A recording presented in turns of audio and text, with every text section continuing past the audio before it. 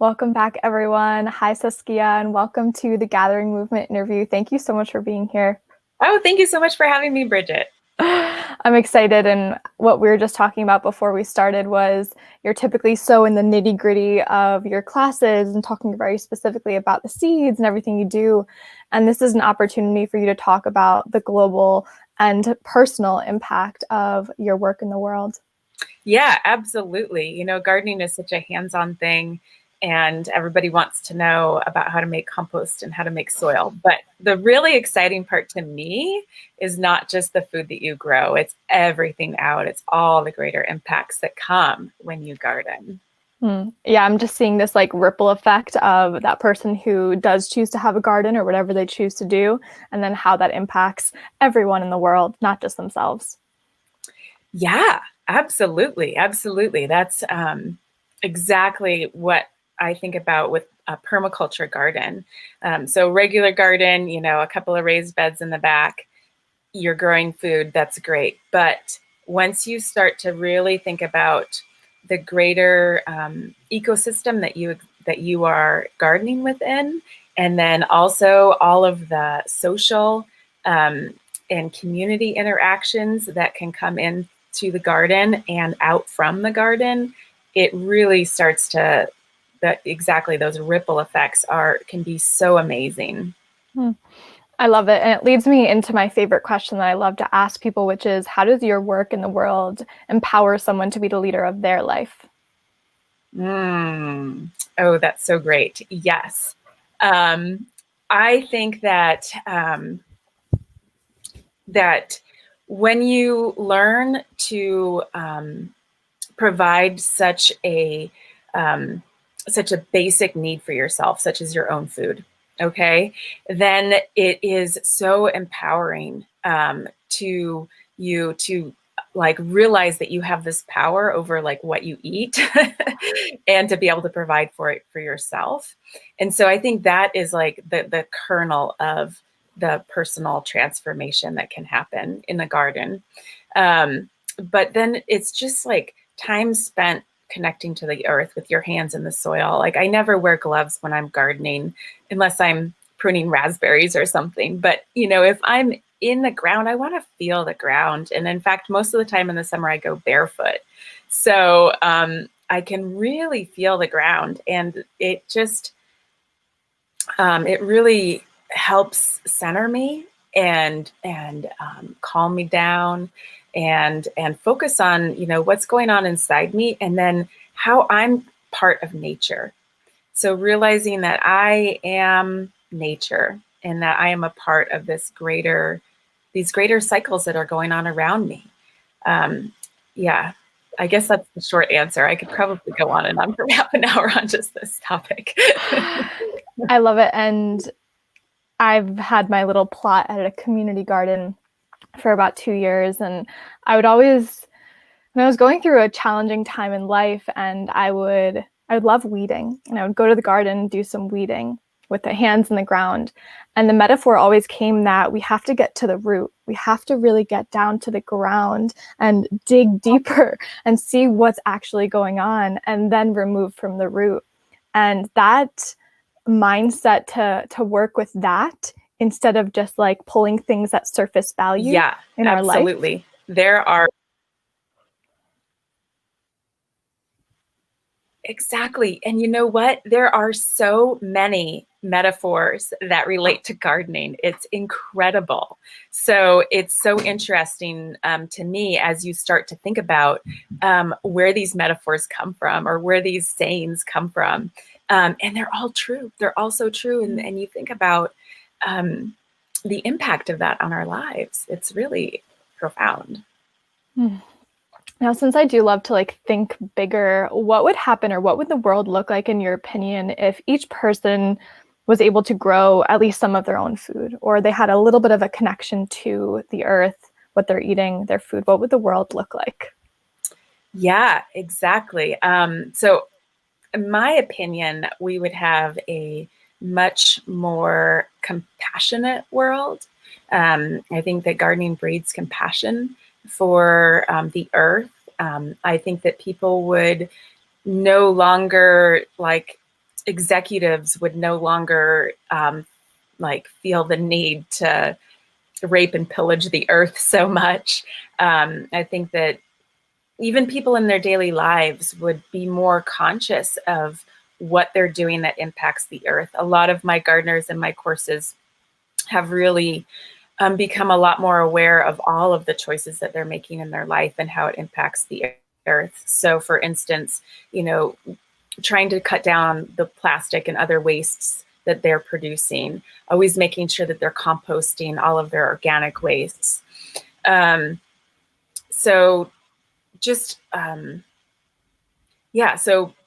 if everybody could grow a little bit of their own food, I feel like there would be a reduction in the amount of waste in the world.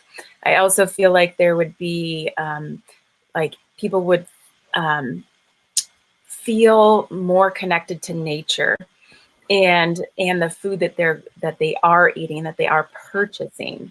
So realizing that most processed foods is really toxic for us, and that the more we can make good buying choices when we are buying food, the healthier we're going to be as people, and the healthier the planet's going to be.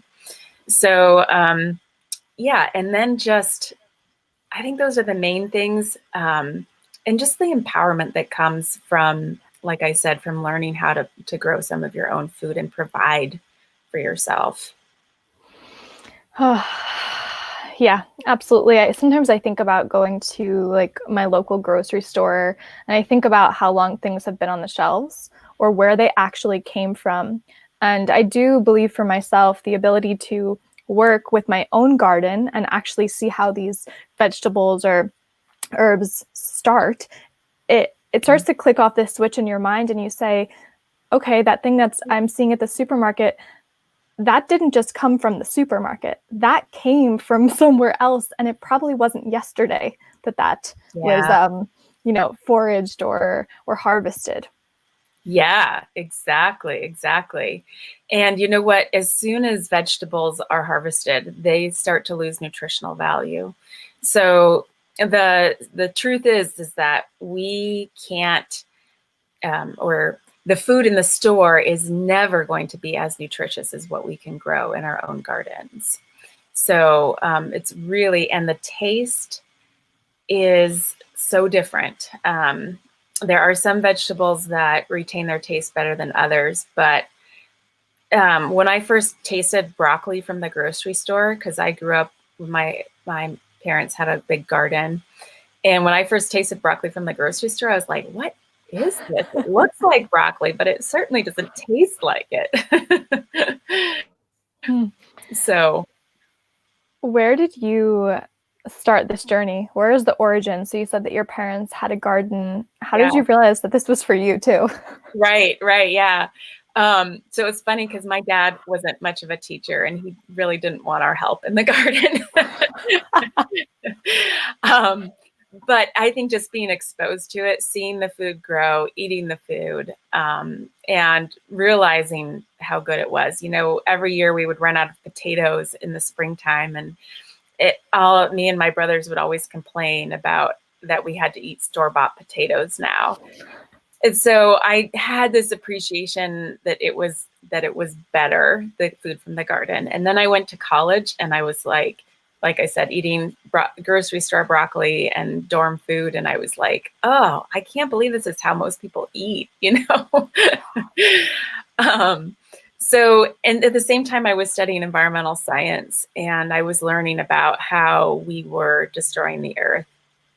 And one of the main things that is destroying the earth is our agriculture. And I think it hit me right there that wow, if we could just all change, grow some of our own food, then we could take the pressure off of industrial agriculture. We could, prioritize the food that we did buy from the store. We could prioritize that it is organic. And like I said, it has so many more impacts. We know that we're destroying the earth. We just have to change the way that we live on this earth. And to me, the best way to do that is to change the way that we eat. and in particular growing food.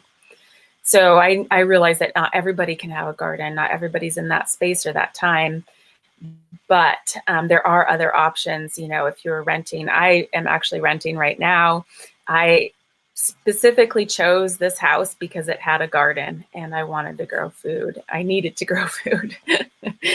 And then there's community gardens. Like you said, you have a community garden plot. And then there's always guerrilla gardening, which is basically where you just go and you plant things to eat in public areas like Wow. parks or alleyways. Yeah, so it's really interesting. Actually, my great grandfather in Ohio during the war used to guerrilla garden in the alleyways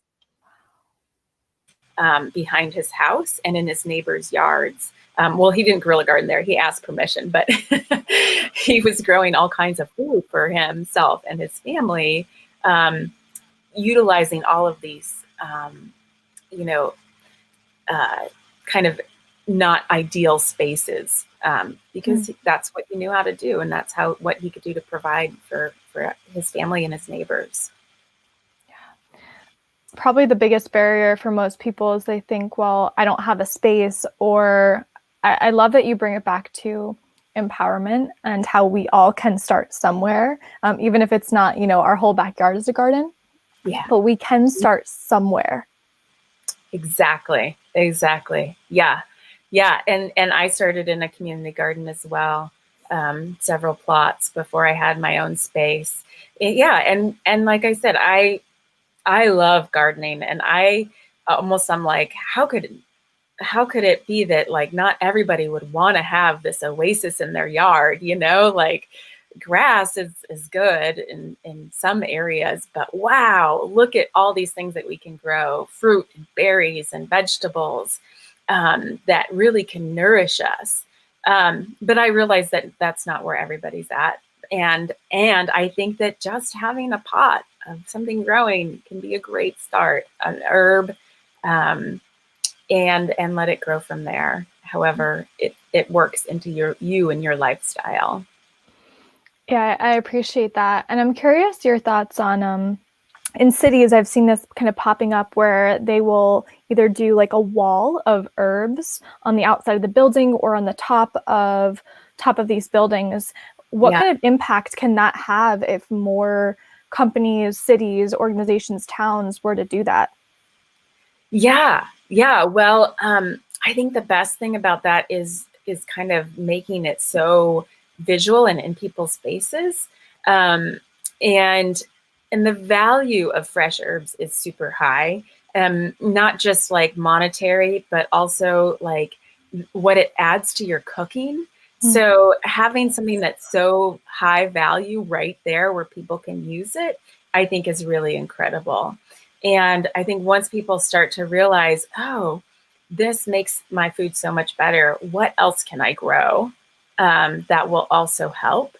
So it's kind of like, it's kind of like putting it out there for people to realize and to see and to think about.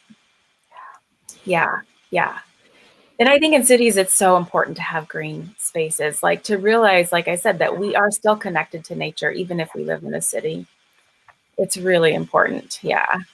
I couldn't agree more. And it just looks beautiful. Like, why wouldn't you want, you know, your city to have some green in the concrete jungle? Yeah, absolutely. I did an exchange in St. Petersburg, Russia, when I was in college, and the Soviet architecture was so utilitarian and concrete, and they did not allow, or they didn't have spaces planned in for green space so much. And I could not believe the difference it made in just my well-being, because, you know, people need that. People need beauty in their lives, and they need greenery. They need to know that they're connected to nature. So that was like another one of those moments where I was like, oh, you know what? Actually, we need gardens as humans. Like, we belong in gardens. It is part of what nourishes us. And it's almost like we have to have that experience of polarity, of seeing the other side to understand and find meaning in it for ourselves, like you did. Yeah, exactly. Exactly. I'm curious about this for you because I always let everyone come up with their own title for the conversation because I'm always curious where people's minds are at and how they would actually verbalize or vocalize, what they do. So you called this personal and planetary healing in the garden. And I'd love to hear more about the healing power of gardening on a personal level and planetary level. Yeah, yeah. Okay, so gosh, well, yeah, so such a big subject. But basically, yeah, I think that like I was saying about grounding in the garden, in calming, it's been proven that gardens relieve stress, and that they can relieve anxiety and stress and help us feel more calm. And I noticed this on a very personal level. Just a year and a half ago, I went through a divorce, and there was a period of time in the summer where my ex-husband and I were trying to work it out, and it was really challenging. And I was so thankful that I had the garden to go into during that time to calm down, to really relieve the stress that I was feeling, and to help me heal. And then this past summer, after the divorce happened, I noticed again, like, what an amazing effect the garden had for me. Like, just spending hours picking raspberries and in the sunshine, and just absorbing not, the sunshine, the nutrition from the food that I'm eating. It was exactly what my body needed. And even the weeds, I like to eat weeds because they are some of the most nutritious things in our garden. And I feel like they are specifically formulated for us to eat and to nourish exactly what our bodies are missing. In the springtime, especially, the first weeds to pop up, the dandelions. Wow, what an amazing spring tonic for our bodies. So there is so much healing. Like, there's the spiritual healing that can happen. There's the physical healing that can happen. And then there's the mental healing that can happen there. And from there, I feel like as healed or healing people, not that we are all perfectly whole already, then we are better able to go out into the world and make a difference there. So especially for me, I feel like it's part of my calling to teach people how to garden, to further this message that gardens as healing entities, and to encourage people to garden. And so, but I need to be healed and to be centered in order to do that. So it all works together.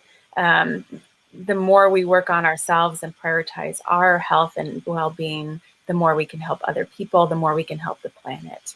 And these are I think Janny said you wanted to learn a little bit more about permaculture. So these are the three ethics of permaculture: are to care for people, to care for the earth.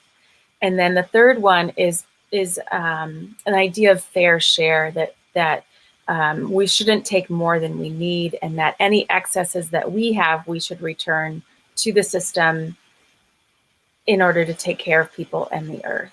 So, so there's this idea that in order to have a healthy earth, we have to take care of people. Like, the two go hand in hand together. So, and whether that's ourselves or other people, it's both. It's all of the above. And in permaculture, we actually look at that when we're making our garden designs. We look at how can this garden benefit people not just me, but my family, my neighbors, other people, and how can I take care of myself within this garden? What do I need in this garden in order to be able to take care of myself? Mm-hmm. So I'm so grateful that we're having this conversation right now, because I feel so deeply in my heart that we really are so disconnected from nature. We are so disconnected from the food that we eat. We are so disconnected from each other. yeah. And, food is really one of the first doorways. It connects us all to one another. Everyone eats. It's simple. And there isn't that much out there right at this moment being shared about the simple things that we can do to boost our immune system or could put good food into our body. And I even remember when I was doing my health coach training, they had a comparison of a little boy who grew up on a farm, and he was, digging in the soil and spending a lot of his time in the dirt. And it was a child that grew up in the city. And the child that grew up in the dirt had a much better tolerance against viruses. His immune system was better. This is important. This is really important that we share this information, especially right now. Absolutely. Absolutely. Yeah.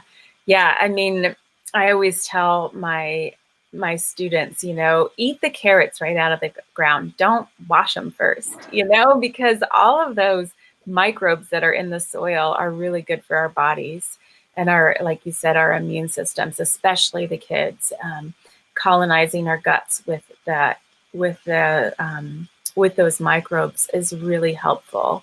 So yeah, and then, like I was saying, the nutrition of what we're eating from our garden is incomparable to what we can buy in the store. It's really, really important.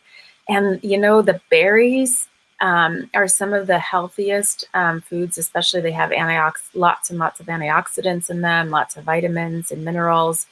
And those are really expensive to buy in the store, but they grow really well in the garden. So having things like that around that can really nourish you and help your immune systems, oh my gosh, so important. And then learning how to ferment vegetables.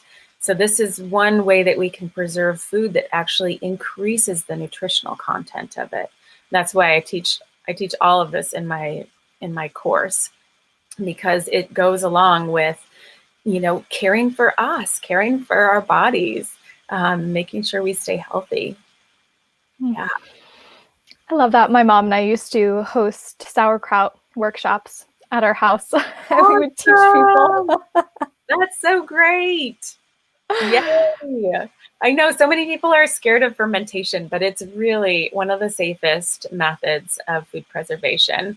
You'll obviously, if there's a little mold on top, you will see it and you will recognize it. Whereas salmonella, which can, happen in canned food, or canned vegetables, especially, you can't see or taste it. So I love fermentation. I love doing lots of fermentation at my house. So, and my kids love it too.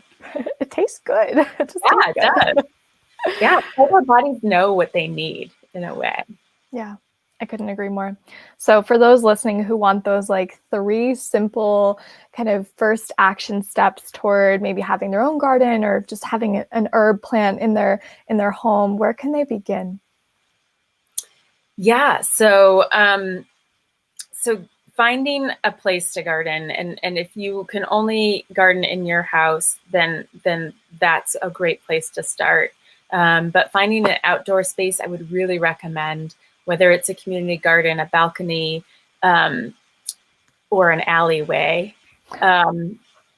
These are all, finding real dirt to dig in is important, because our indoor potted plants don't have the same microbes that the outdoor plants do.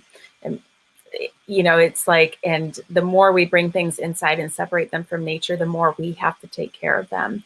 So the more that you can bring stuff outside, co-create with nature outside, the more benefits you will get from it. So start some seeds. That would be one thing. Find some outdoor space would be another one. And then find community around gardening. So You know, you can take a course like my course, or you can find a neighbor that knows how to garden, or you can find a Facebook group that's around gardening, but find some community where you can learn and talk to other people about it and find out. You know, it sounds really simple, gardening. You just put a seed in the ground, but there's actually a lot to know.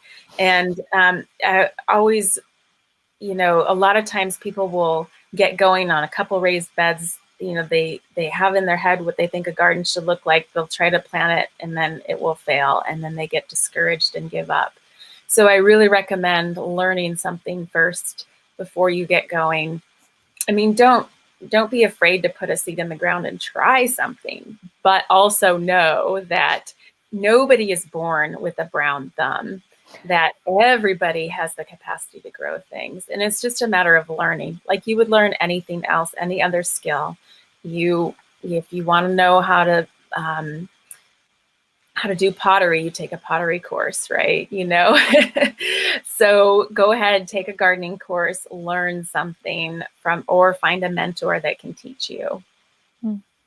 Awesome. And you have a beautiful Facebook group, so everyone who's listening can go join that community. Yeah. So important to be surrounded with friends. Absolutely. My Facebook group is called The Garden Revolution, and everybody's invited to join and learn there. Yeah. Beautiful.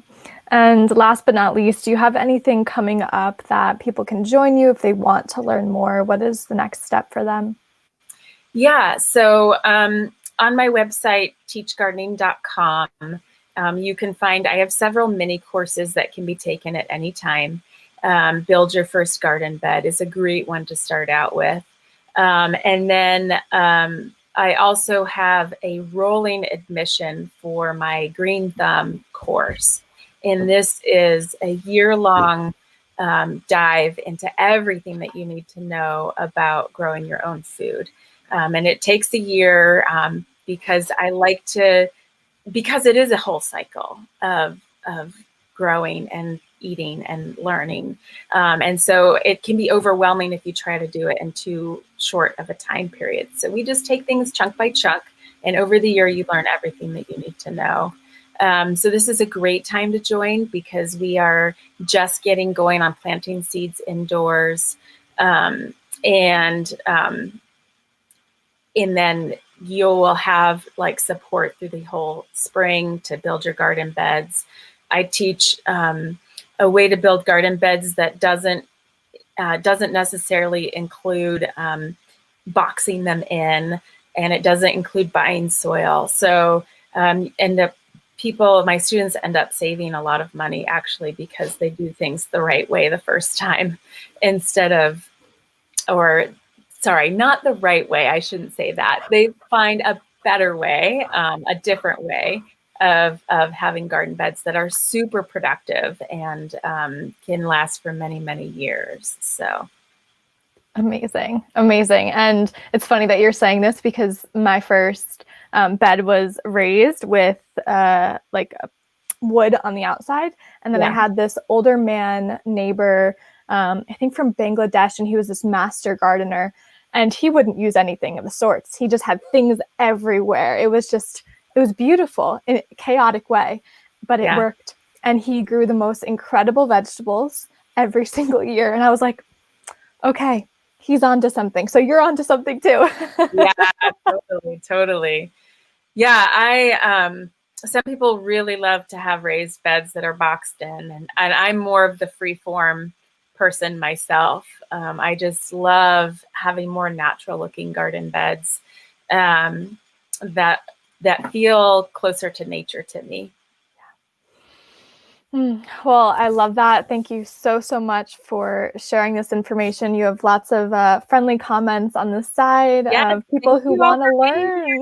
Yay!